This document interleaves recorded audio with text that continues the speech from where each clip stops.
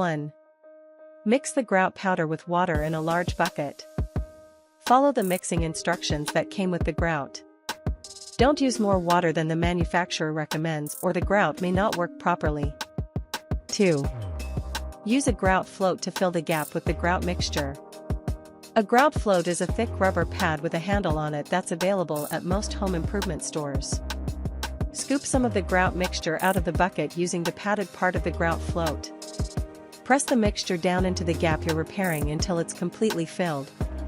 Don't worry if grout gets on the surrounding tiles. You'll be able to clean it off later. 3. Wipe away the excess grout with the edge of the grout float.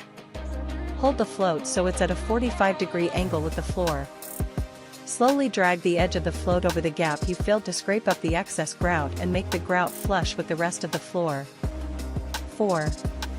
Let the grout dry for around 20 to 30 minutes. After 20 to 30 minutes, the grout should feel firm to the touch. Refer to the instructions that came with the grout for specific drying instructions. 5. Clean off the surrounding tiles with a damp sponge. Wet the sponge and squeeze out all the excess water before you use it. Don't use a soaking wet sponge or you could damage the new grout. Press down lightly as you wipe the sponge over the new grout and any nearby tiles that got grout on them.